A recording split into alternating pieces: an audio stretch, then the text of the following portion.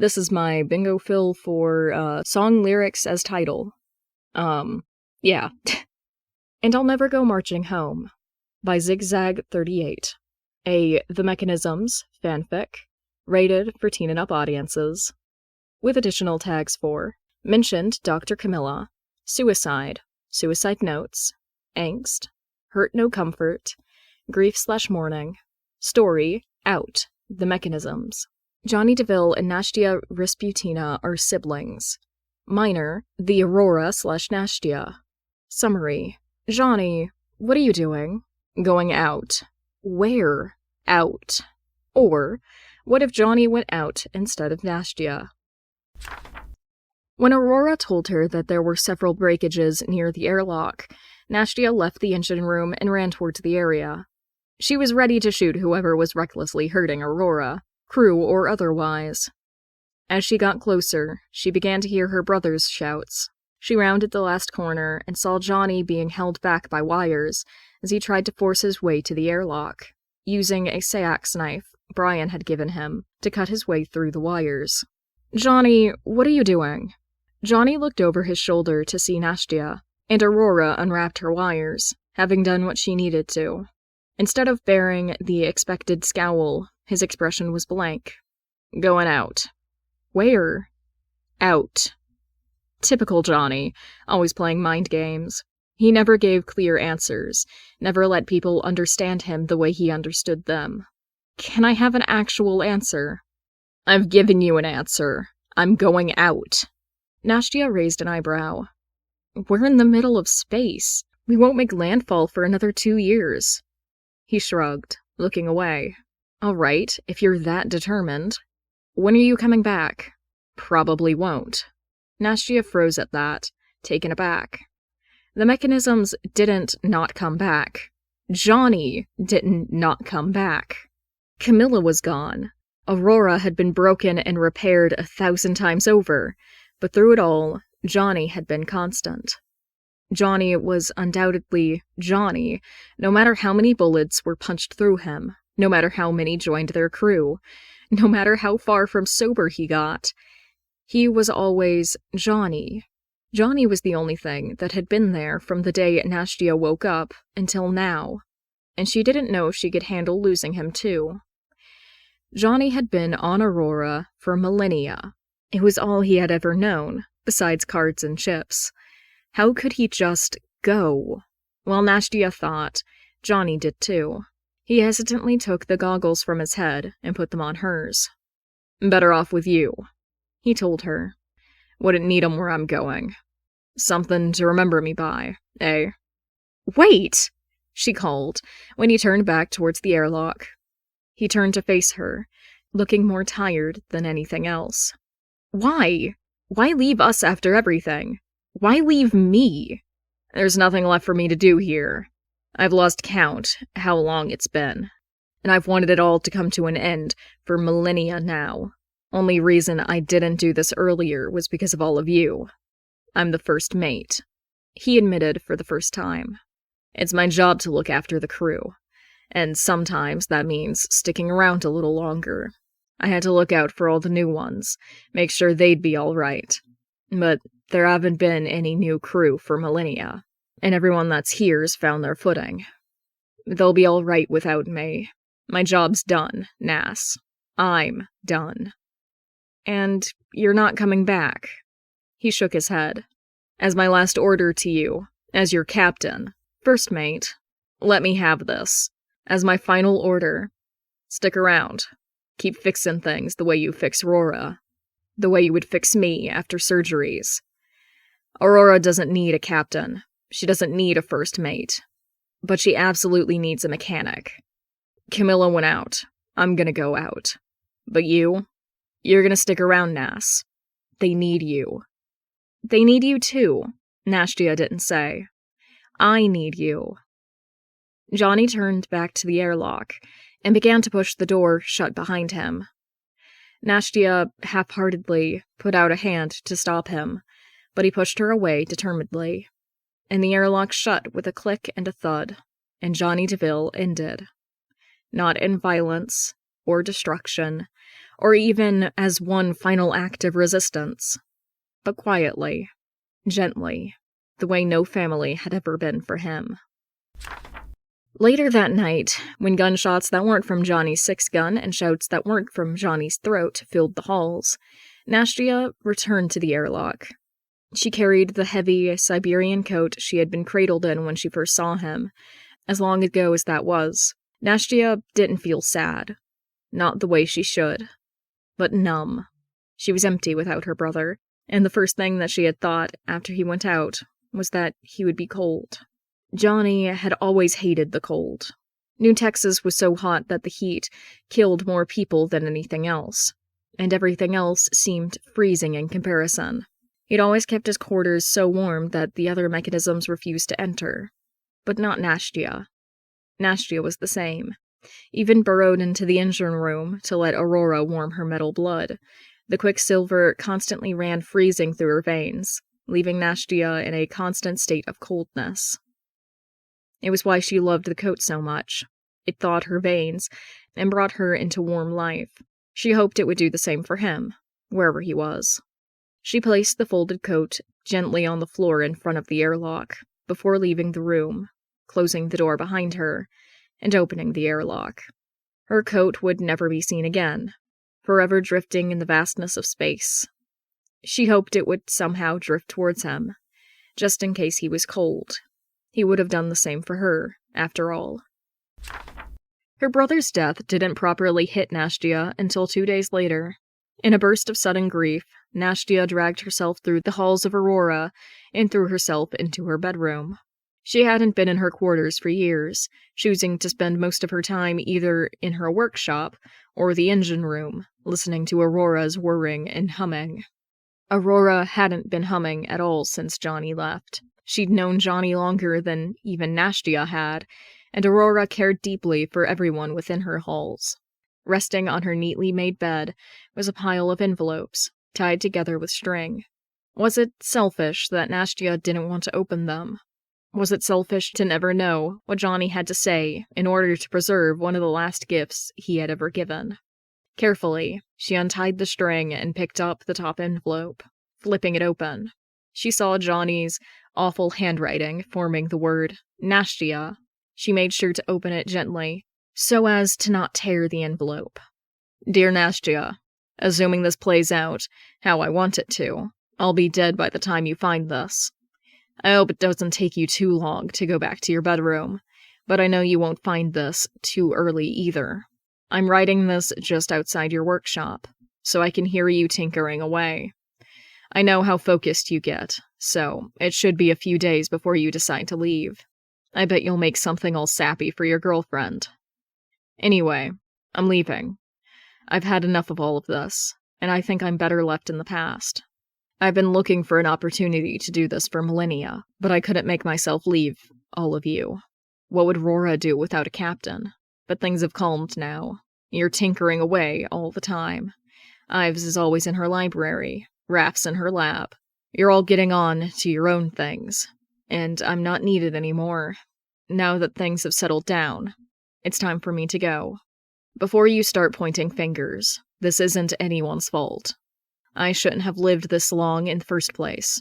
I should have died John Evangelicis. I'm glad I didn't, though. It's been nice traveling the cosmos with you all. But now I've seen what there is to see. Done all there is to do. Carved through every sensation that can be felt. And it's over. Keep doing whatever it is that you do in your workshop. I'm sorry. Jonny DeVille, First Mate of the Starship Aurora. Nastya couldn't help laughing at Jonny's use of proper grammar. It felt so unusual. It was no wonder he only did it on the verge of death.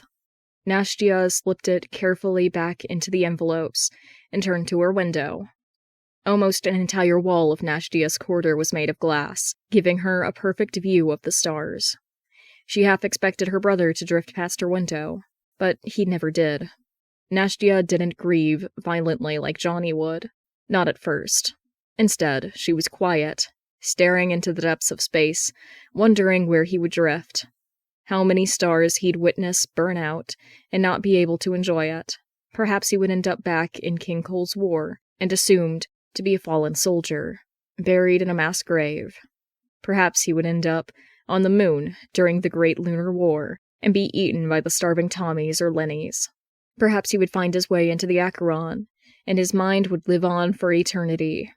Perhaps he would end up in Yggdrasil, and would be mutated beyond recognition by the Bifrost.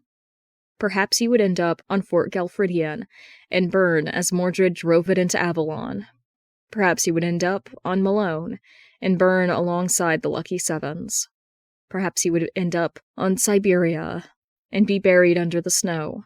Perhaps he would end up where he'd started, back on New Texas, and become another skeleton beneath the sand.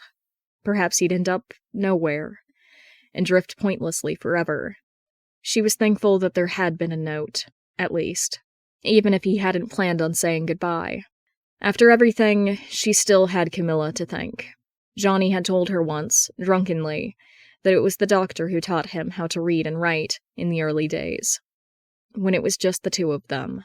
Back on New Texas, he'd always thought that as long as he could recognize the letters on the cards and understand the numbers on the chips, that was enough, and he would be all right. But the doc hadn't been satisfied with that, so she'd given her son what little education she could. Even millennia after the crew was formed, she would still occasionally notice her correcting his spelling or taking him through an equation. When Camilla would call them her children, she meant it, especially when it came to Jonny. Jonny had been her first son, her proudest achievement, and he had known it. Nastya didn't think she could ever forget how when she first joined the crew, Jonny's eyes would light up every time they made landfall, or how relaxed he was in Camilla's presence, while he was cagey with everyone else, or how worried he looked when she told him that it was a bad pain day.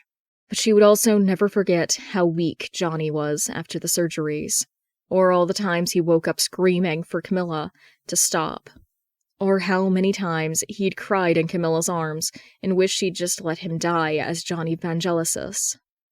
Camilla was a difficult person to form an opinion about.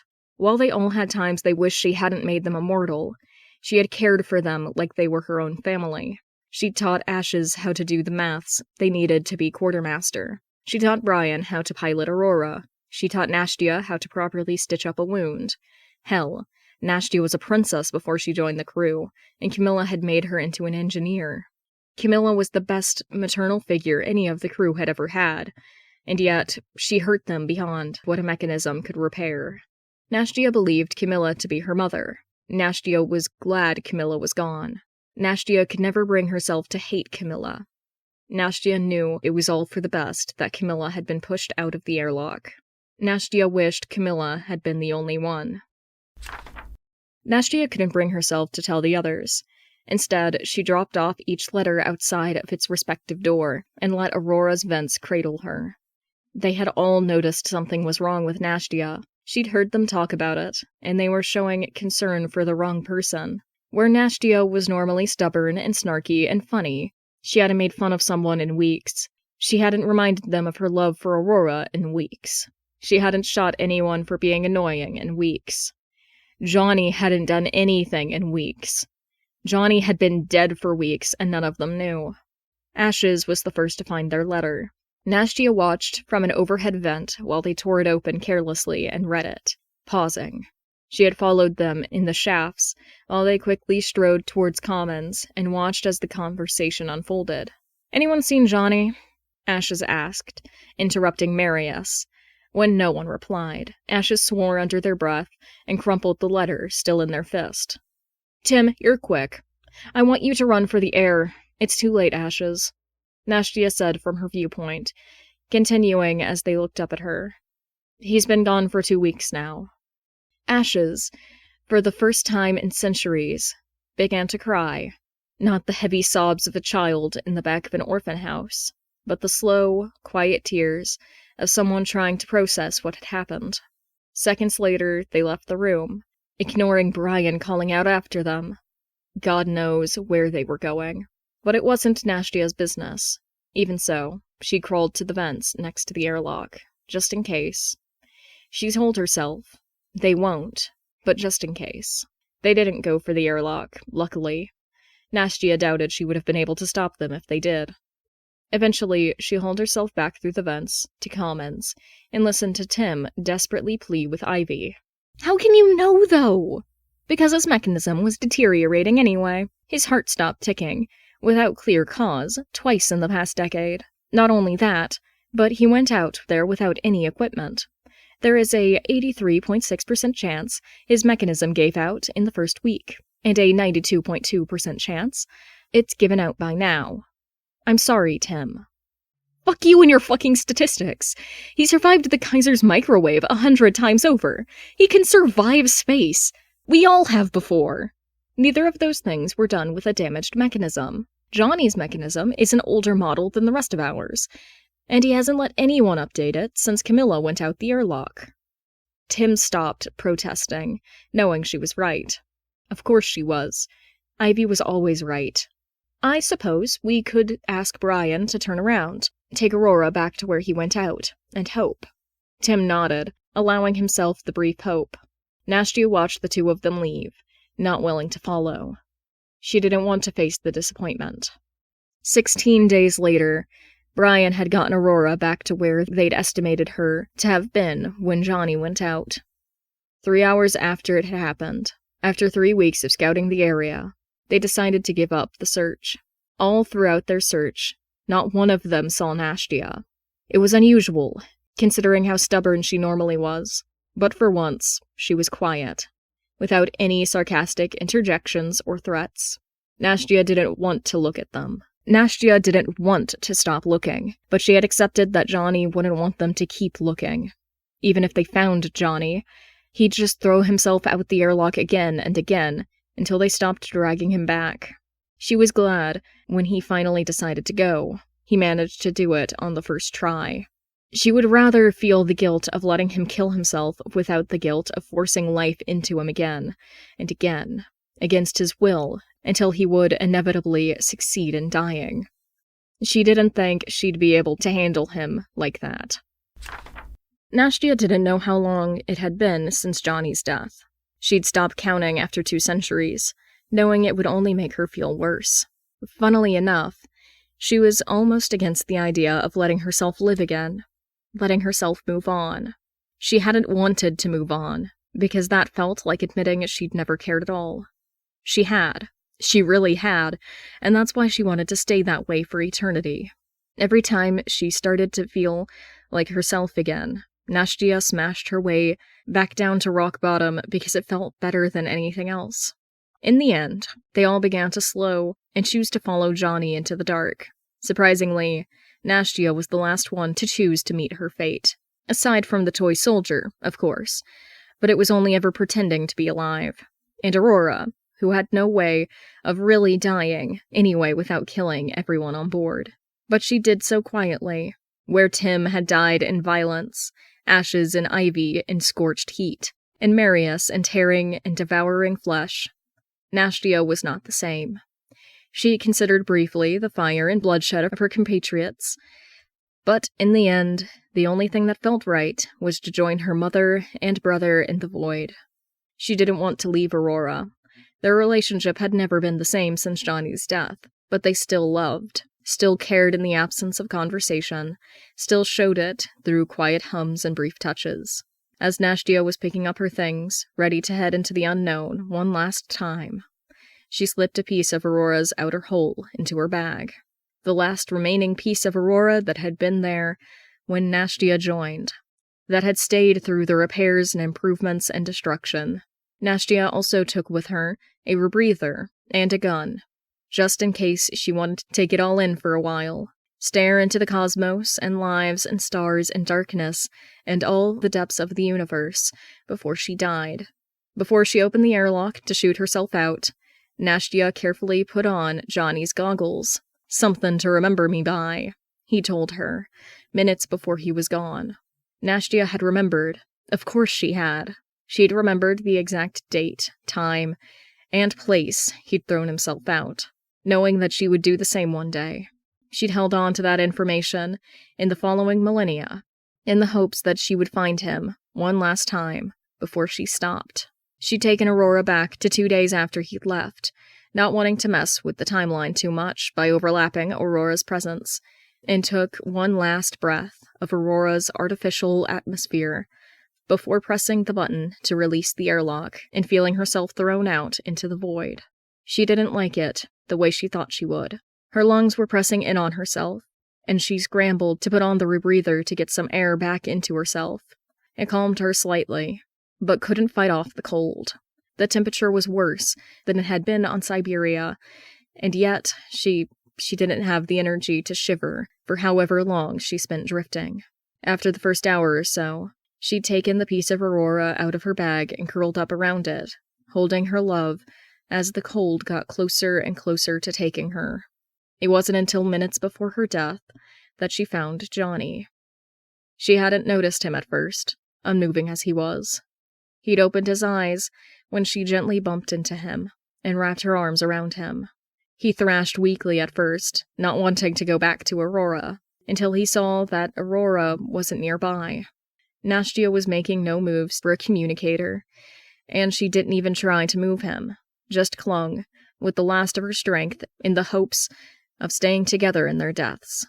Nastya had almost cried at the sight of Jonny bundled up in her thick Siberian coat, and probably would have if her body wasn't barely sustaining itself.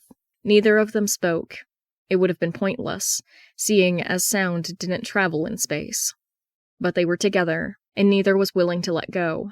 Jonny died first, when Nastya felt his heart finally stop ticking, like he'd wanted. It was only minutes before her blood finally froze, and the life seeped out of her. They kept drifting, lifeless, and perhaps they would even run into ashes at the very end of time, if their corpses were still intact. It didn't matter if they would, though, because Jonny Vangelis and Anastasia Nikolaevna Romanova end at last, and the stars claimed them both. Notes.